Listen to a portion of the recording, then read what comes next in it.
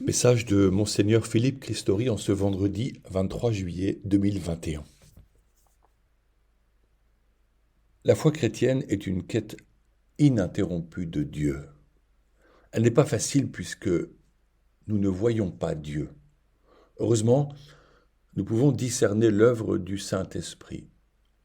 Nous expérimentons sa force et sa douceur lorsque nous l'invoquons et le prions fidèlement.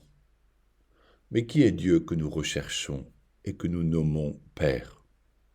Quand Moïse fuit l'Égypte après avoir commis le meurtre d'un Égyptien, et alors qu'il vit comme berger pour veiller sur le troupeau de son beau-père Jéthro, il voit un buisson embrasé qui ne se consume pas. Il entend la voix de Dieu l'interpeller. Celui-ci l'envoie en mission vers Pharaon pour qu'il libère le peuple hébreu de l'esclavage. Moïse est perdu, apeuré. Qui est celui qui lui parle mais qu'il ne voit pas ? La voix lui dit « Je suis celui qui suis. Voici mon nom. » Exode 3 au verset 14. Voilà qui est bien difficile à comprendre. Pourtant, tout est dit dans le « je suis ». Ajouter un qualificatif nous aiderait à cerner ce Dieu qui lui parle, mais limiterait l'infini de Dieu par sa définition. En réalité, Dieu est l'infini et l'éternel. Rien ne peut le limiter, d'où l'extrême difficulté à parler de lui. Nous cherchons à connaître et à annoncer ce Dieu unique, créateur du ciel et de la terre, dont nous savons bien peu de choses. Or voici que Dieu vient vers nous. Il se fait homme par le sein de la Vierge Marie et il partage notre condition humaine pour se révéler. Merveille de son amour, un amour qui se fait proche. L'auteur de la lettre aux Hébreux le dit clairement. À la fin, en ces jours où nous sommes, il nous a parlé par son Fils qu'il a établi héritier de toutes choses et par qui il a créé les mondes. Rayonnement de la gloire de Dieu, expression parfaite de son être. Hébreux 1 au verset 2 et 3. C'est bien dans la découverte de Jésus que le chrétien découvre le visage de Dieu Père, éclairé par le Saint-Esprit.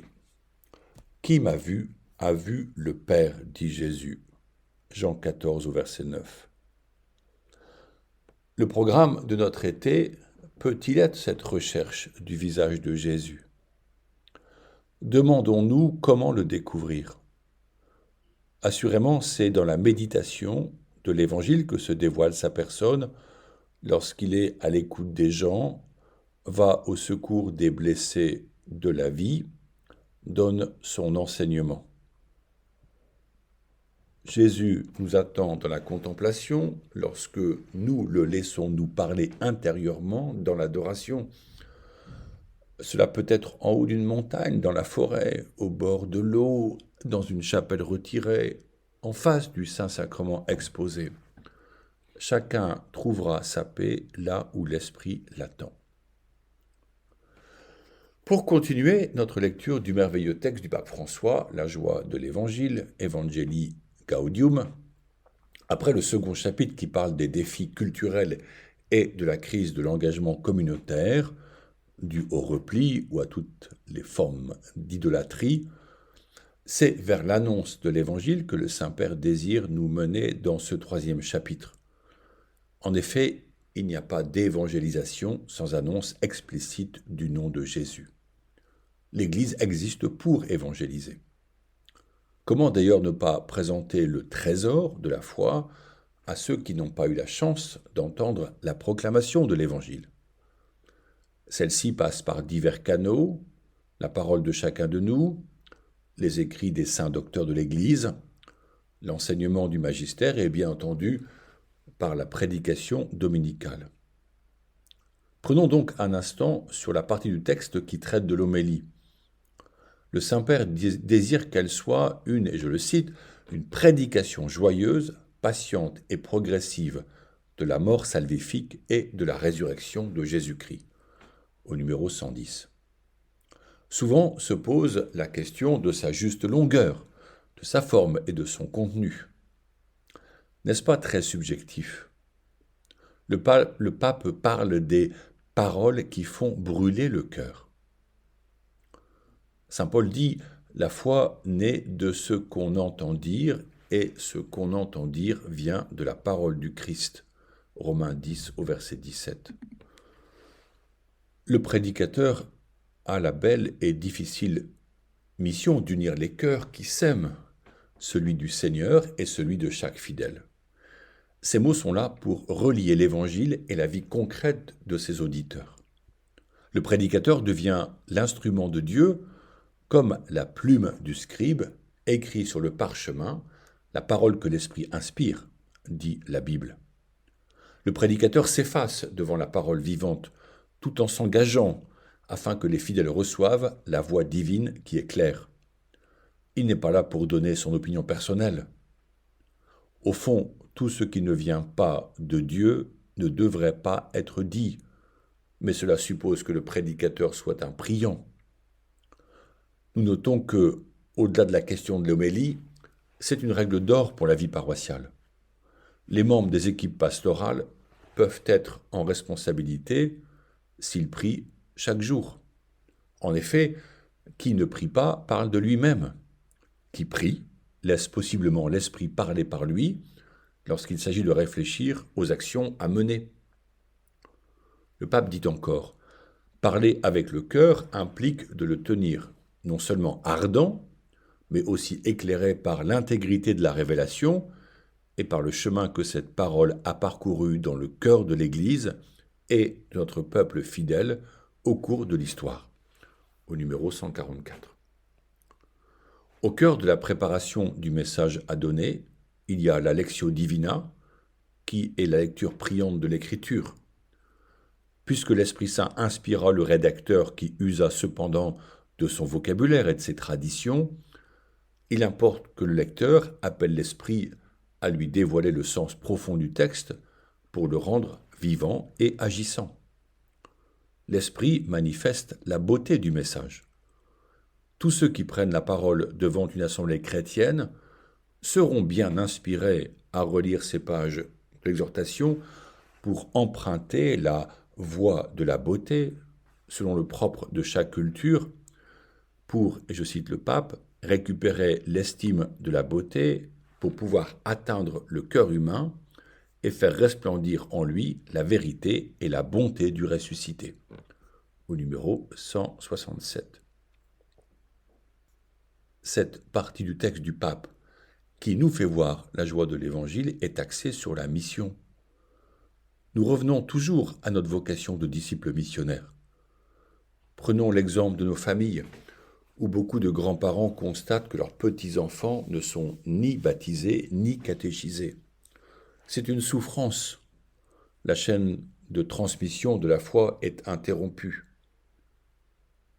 Le pape, bien conscient de l'enjeu, propose que ce 25 juillet soit la journée des grands-parents et des personnes âgées.